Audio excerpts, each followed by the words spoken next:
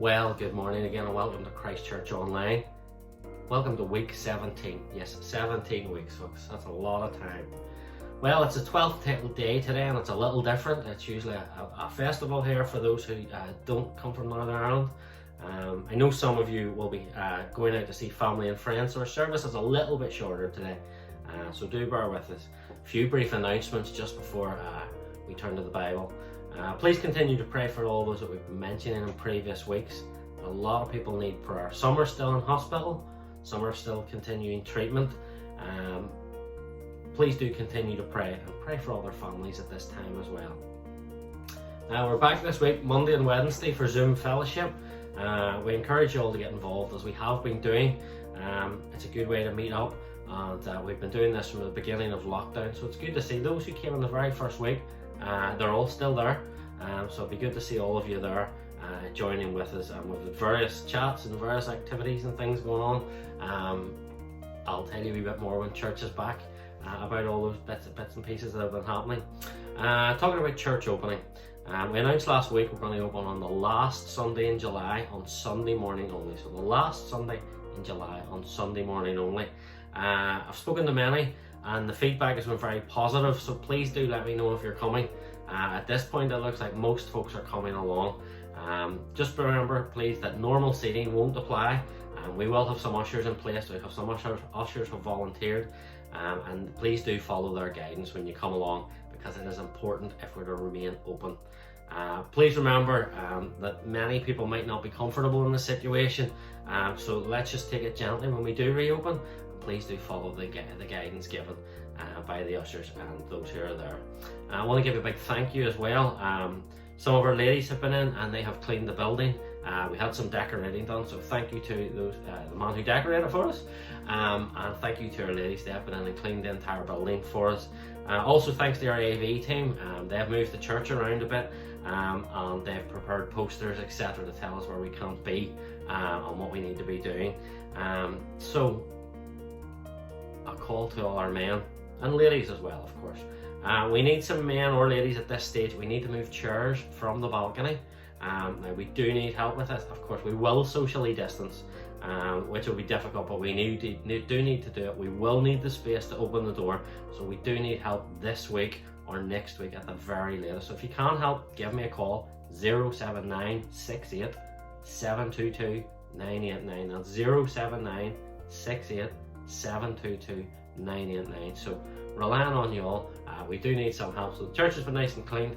It's almost all ready to go. We just need to get the balcony sorted, and then we'll be ready for reopening. So if you want to volunteer, do let me know. So thanks to everybody who has been helping. I know folks have been out buying sanitizers and face masks, and all sorts of stuff has been going on. So everybody that's helped so far, big thank you to them. So now we're going to turn to the Word. Well, we're going to turn to our Bible in just a moment. But I've been thinking this week, after speaking with some of you, there's a lot of excitement about. We're glad to be getting out. We're glad to be getting back to church. We're glad to be having friends round to the house, even if we are social distancing. And please do continue to social distance, folks. We've come this far, so let's finish the job. But we will be glad to get out after lockdown is over, even if it is slightly different, just to get out and see faces. But I want to talk to you this morning about those faces. We all have potential. We have the capacity to become something else, something in the future. Sometimes people study and get exams for a better job, for example. We can become something good. We can become something bad. We can improve ourselves, or we can make ourselves worse. Having something is always better than having nothing. And when you have something, you have some skill, some gift. You can use that gift. You have a purpose. You have a place. But don't base your life on someone else's. If you have potential and purpose and place,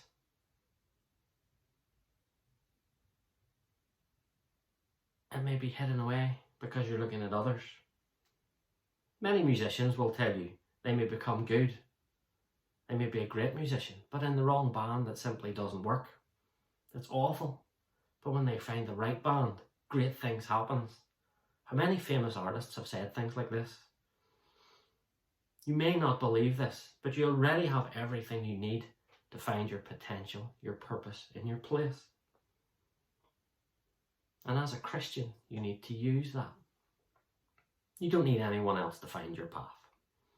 But it does help when you have others to see in you what you can't see in yourself, and others who believe in you. And when you put your trust in the Lord, that can be something very special.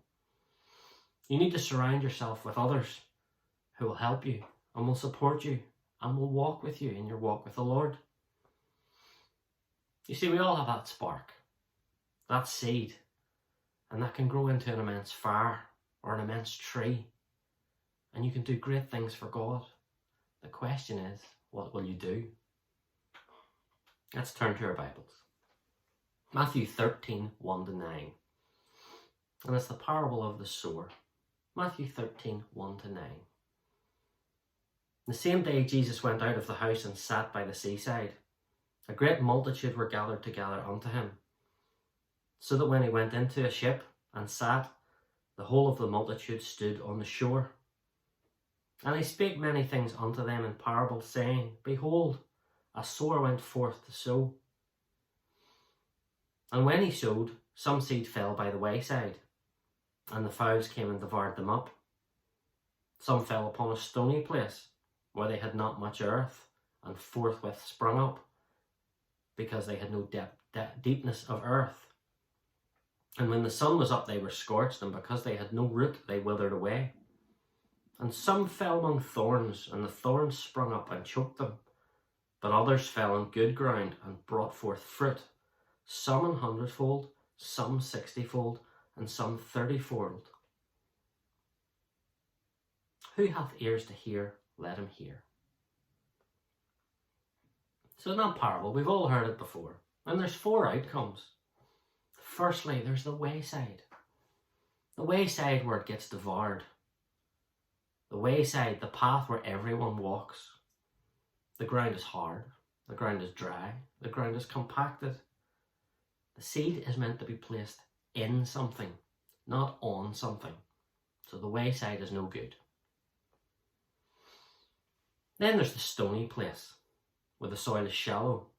Things grow quickly in shallow soil, but they don't have the roots to sustain them in the dry and the hot season. Some of you were maybe friends with someone at one point, maybe a boyfriend or a girlfriend, but you don't speak now or acknowledge one another. You based your beliefs on shallow feelings, so that when things got dry and uncomfortable, the thing you thought you had simply died, like a plant in the stony place. Then there's the thorns. Thorns grow together, but it soon gets sticky and painful. Thorns eventually overtake the good seed. They slowly steal all the nutrients, the sustenance, and in time they choke the seed. It's like a slow burning fire that you can't extinguish.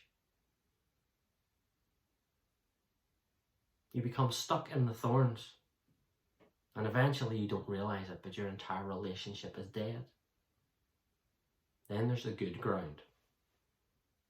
This is where the seed, where you are supposed to be. The ground is prepared, which allows the seed to be planted deep so that the roots develop. Anything worth something takes time. It's worth the hard work and the preparation. A harvest never happens without intentional planning, planting, and in church, praying. You will never get what God intended for you to get out of your relationship with Him without first having a deep relationship with Him. So we need to be in the good ground this morning, church. The question this morning, how many of you really where you're supposed to be in your relationship with God? And indeed with your relationship with others, with your friends. Where are you today? Matthew 13 and 31. Matthew 13 and 31. Another parable put he forth unto them, saying, The kingdom of heaven is like a grain of mustard seed, which a man took and sowed in his field. which indeed is the least of all seeds, but when it is grown, it is the greatest among herbs, and becometh a tree, so that the birds of the air come and lodge in the branches thereof. The mustard seed.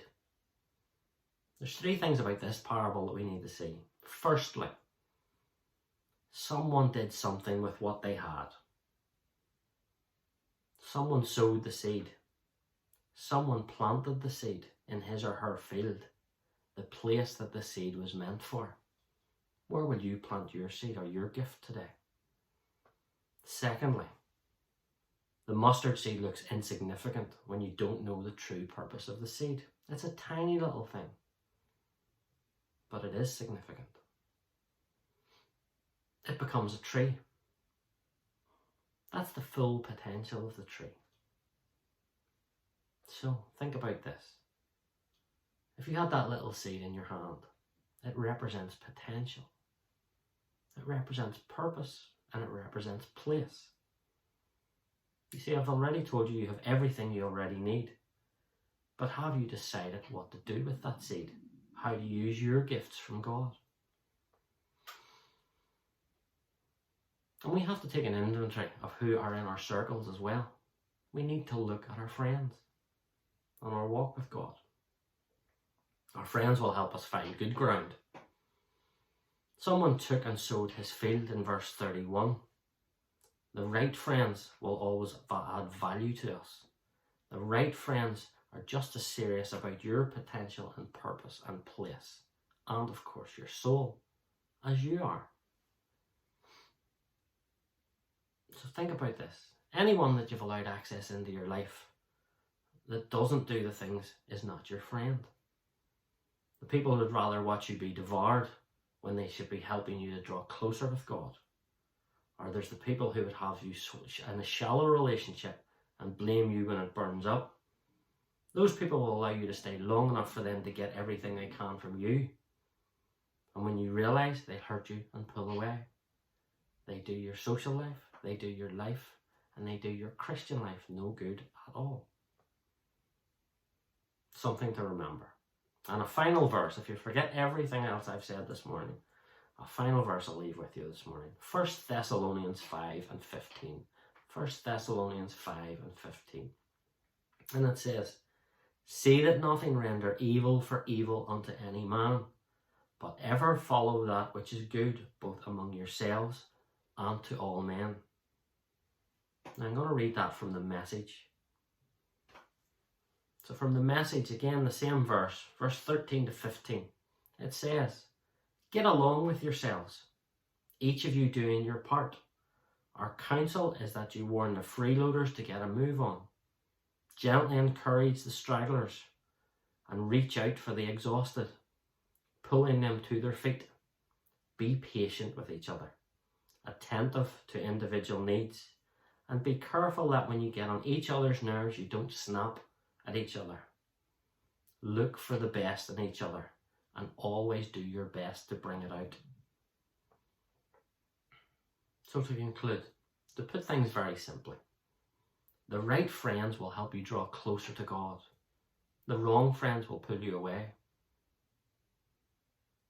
Psalm 27 and 13 says this, "I had fainted, unless I had believed to see the goodness of the Lord in the land of the living." You see, we need to see things from God's perspective. And when we do that, everything will change. It will change how you feel. It will change who you socialise with. It will change when you come to church. It will change when you pray. Everything will change when we see things from God's perspective. And the only thing keeping your old negative feelings in place is yourself. Proverbs 23 says, "As he thinketh in his heart, so is he." So what you think changes the way you are. So let's look towards the Lord this morning. When you start thinking the right way, your life will start going the right way. But remember, you didn't become negative overnight. And it does take time. None of us are angels, as we would say here in Northern Ireland. So what I'm saying this morning, Have the right friends around you. Be careful on the choices and the path that you take. Plant your seed and grow as you should in the work of God in your Christian life. Put down strong roots and grow to be the person and the Christian that God wants you to be. And I know that we'll all be glad to get back to church, back among our church friends, and back to fellowship in a few weeks.